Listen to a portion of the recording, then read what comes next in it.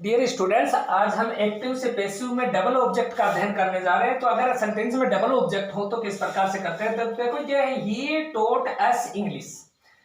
तो इसमें ये एस और इंग्लिश ये डबल ऑब्जेक्ट है क्योंकि इनके बीच में कोई भी प्रीपोजिशन नहीं लगी हुई है। तो देखो ये साधारण वाक्य है, सिंपल सेंटेंस है। सिंपल सेंटेंस का सूत्र होता है सब्जेक्ट हेल्पिंग वर्ब एमवी की third form plus by object plus others. तो देखो इसमें एक ऑब्जेक्ट तो एस है, एक ऑब्जेक्ट इंग्लिश है। तो देखो इसमें हम निशान लगाते हैं। सबसे पहले ये तो हो गया हमारा सब्जेक्ट, हेल्पिंग वर्ब इसमें है नहीं। हेल्पिंग वर्ब के बाद में आती है एमवी, तो ये हो गई एमवी। एमवी के तुरंत बाद में आता है ऑब्जेक्ट, ये भी ऑब्जेक्ट है, ये भी ऑब्जेक्ट है। एक ऑब्जेक्ट प्रोनाउन है, दूसरा ऑब्जेक्ट नाउन है। तो पहले हम प्रोनाउन ऑब्जेक्ट को काम में लेते हैं। तो देखो सबसे पहले हमें सूत्र में देखना है सब्जेक्ट पूछ रहा है, तो सब्जेक्ट है तो देखो ही को तो एस की जगह कर देंगे, एस को ही की जगह कर देंगे। अगर एस ही की जगह आएगा यानी कि सब्जेक्ट की जगह ऑब्जेक्ट आएगा तो एस वी में कन्वर्ट हो जाएगा। तो हमने ये कर दिया वी। उसके बाद में सूत्र में दूसरे नंबर पे और मांग रहा है helping verb. Helping verb question में है नहीं, तो मुख्य क्रिया को देखेंगे। तो हमने जो मुख्य क्रिया देखनी है तो उसमें ये टोट है मुख्य क्रिया। तो टोट है, ये वर्ब की सेकंड फॉर्म है। वर्ब की सेकंड फॉर्म का मतलब past indefinite tense. Past indefinite tense का मतलब होता है वर्ब की सेकंड फॉर्म या डिड। और पास्ट इंडेफिनिट टेंस को पास्ट कंटीन्यूअस में कन्वर्ट करते हैं पैसिव बनाते समय। तो पास्ट कंटीन्यूअस होगा वाज या वर प्लस वर्ब की थर्ड फॉर्म। तो देखो इसमें या फिर ऐसे देख सकते हैं ये वर्ब की सेकंड फॉर्म है, वर्ब की सेकंड फॉर्म है तो ये वॉज या वर प्लस वर्ब की थर्ड फॉर्म में कन्वर्ट हो जाएगी। तो देखो वी के साथ जो हेल्पिंग वर्ब लगाएंगे वो लगाएंगे वर। तो देखो ये हेल्पिंग वर्ब हो गई। फिर है एमवी की थर्ड फॉर्म, तो टोट की थर्ड फॉर्म टोट होती है TAUGHT टोट। अब इनमें देखो सेकंड और थर्ड फॉर्म दोनों एक जैसी हैं। टोट सेकंड भी होती है, थर्ड भी होती है। जिससे पहले हेल्पिंग वर्ब का प्रयोग होगा वो थर्ड फॉर्म बन जाएगी और जिससे पहले हेल्पिंग वर्ब नहीं होगी वो सेकंड फॉर्म होती है। तो देखो वी वर टोट ऑब्जेक्ट। तो देखो ये जो ऑब्जेक्ट बचा हुआ था शेष, जो नाउन ऑब्जेक्ट बचा हुआ था वो इसके साथ ही रहेगा ENGLISH इंग्लिश। फिर ही को ही इंपोर्टेंट सब्जेक्ट है, इंपोर्टेंट सब्जेक्ट है तो इसको बाय हिम में बदल सकते हैं। तो बाय हिम ये आंसर होगा we were taught English by him. अब मान लीजिए हम एस को ऑब्जेक्ट नहीं मानते हैं, ऑब्जेक्ट ले लिया नाउन। तो देखो यहां पर ही की जगह है सब्जेक्ट, सबसे पहले सब्जेक्ट मांग रहा है तो हमने लिख दिया इंग्लिश ENGLISH इंग्लिश। उसके बाद में मांग रहा है सब हेल्पिंग वर्ब, तो टोट वर्ब की सेकंड फॉर्म है तो हेल्पिंग वर्ब आ गई वॉज या वर, क्योंकि वर्ब की सेकंड फॉर्म या डिड हो तो वॉज या वर प्लस वर्ब की थर्ड फॉर्म में कन्वर्ट करते हैं। इंग्लिश एक वचन है तो इसके साथ हमने वॉज कर दिया, इंग्लिश वॉज। फिर देखो एमवी की थर्ड फॉर्म, तो ये टोट की टोट थर्ड फॉर्म TAUGHT टोट। फिर अब देखो शेष जो रहा हमारे पास एस बचा हुआ है ऑब्जेक्ट। तो ये अगर प्रोनाउन ऑब्जेक्ट बचे तो उससे पहले हमें टू का प्रयोग करना होता है। तो देखो ये एस है तो यहां पर हमने लगा दिया टू एस। फिर यहां पर इसके बाद में सब्जेक्ट रखेंगे तो सब्जेक्ट है ही, तो बाय हिम। तो अगर हमने इसमें देखो डिफरेंस इतना है कि इसमें अगर हम नाउन ऑब्जेक्ट लेते हैं और एस से अगर प्रोनाउन ऑब्जेक्ट साथ पीछे छोड़ देते हैं तो उस प्रोनाउन ऑब्जेक्ट से पहले टू का प्रयोग होगा। अगर हम प्रोनाउन ऑब्जेक्ट लेते हैं तो वो सीधा ही हो जाएगा we were taught English by him. या फिर प्रोनाउन ऑब्जेक्ट को हम से छोड़ते हैं, नाउन ऑब्जेक्ट लेते हैं तो English was taught to us by him. ये साधारण सेंटेंस हो गए। साधारण सेंटेंस में आप एक्सरसाइज में कोई भी सेंटेंस करके देख सकते हो, कोई भी सेंटेंस ना आए तो वो पूछ सकते हो। तो देखो अगला अपना दूसरा है जो टाइप है पैसिव वॉइस में इंट्रोगेटिव सेंटेंसेस। इंट्रोगेटिव सेंटेंसेस का मतलब होता है प्रश्नवाचक वाक्य। प्रश्नवाचक वाक्य का सूत्र होगा सबसे पहले हम WH वर्ड लिखेंगे अगर क्वेश्चन में है तो। फिर उसके बाद में हेल्पिंग वर्ब, सब्जेक्ट, सब्जेक्ट के बाद में बी बीन बीइंग अगर आएंगे तो वो सब्जेक्ट के बाद में लगाएंगे। उसके बाद में एनवी की third form by object plus others plus interrogative sign. मान लीजिए ये हमारे पास कोई सामान की चिट है और ये वो शॉप है जिससे हमें सामान लेना है। तो देखो हमारे पास ये सामान की लिस्ट है और इस लिस्ट को हमें से इस शॉप में से खरीदनी, जो चीजें खरीदनी है वो हमें लेनी है। तो देखो सबसे पहले हम निशान लगाते हैं, ये तो WH वर्ड हो गया, ये हेल्पिंग वर्ब हो गई, ये सब्जेक्ट हो गया, सब्जेक्ट के बाद में ये एमवी हो गई, एमवी के बाद में माई बुक, ये ऑब्जेक्ट हो गया।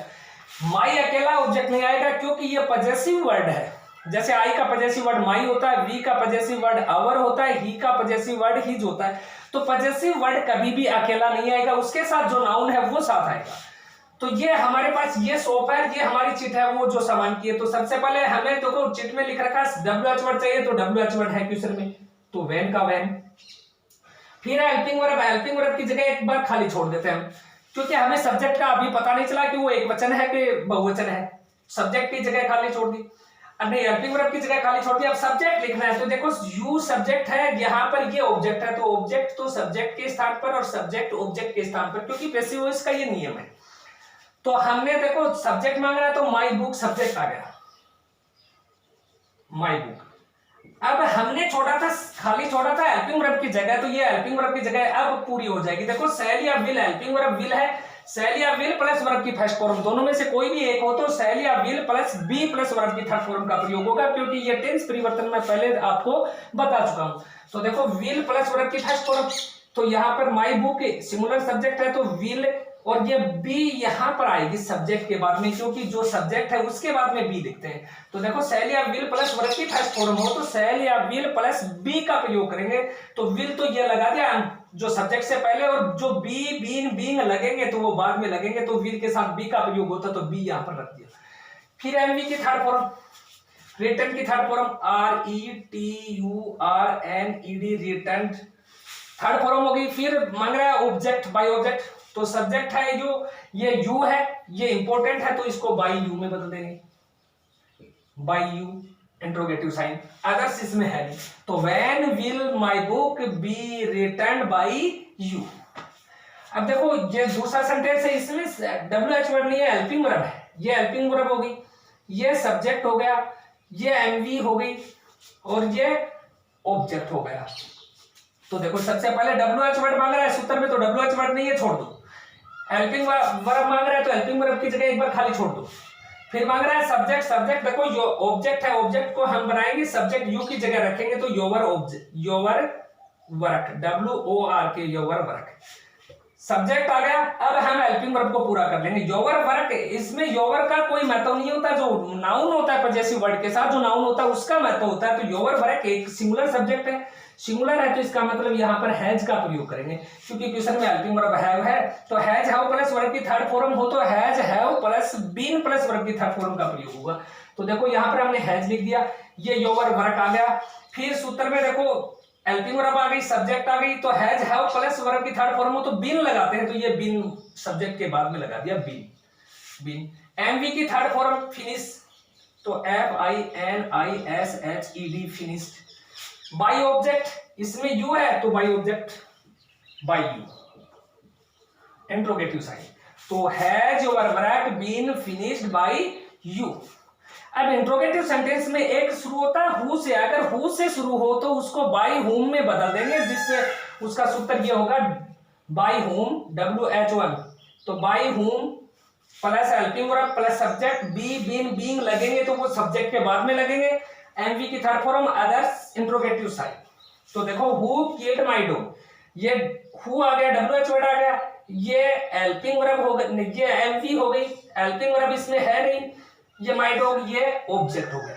तो देखो हु से अगर जो सेंटेंस शुरू होते हैं उसमें सब्जेक्ट नहीं हो मिलता है, यानी कि सब्जेक्ट नहीं मिलेगा, इसमें एमवी मिली, एमवी के बाद में ऑब्जेक्ट मिला और हु मिला।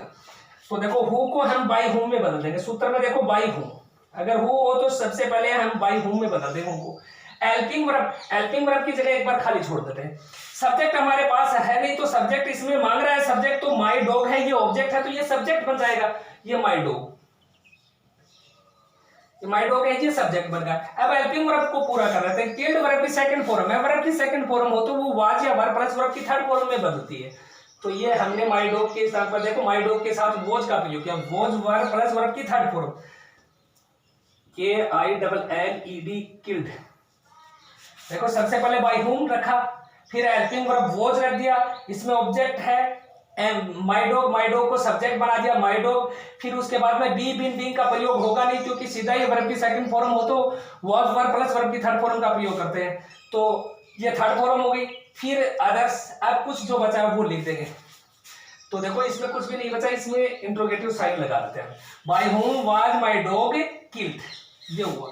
अब इंट्रोगेटिव जो सेंटेंस है एक्टिव पैसिव में और सिंपल सेंटेंस है उसमें ग्रामर में आपको एक्सरसाइज दी हुई मिलेंगे। जितने भी क्वेश्चन है वो करके देखोगे आप। एक्सरसाइज में जो भी क्वेश्चन आपको अगर समझ में नहीं आए तो आप मुझसे पूछ सकते हो। धन्यवाद।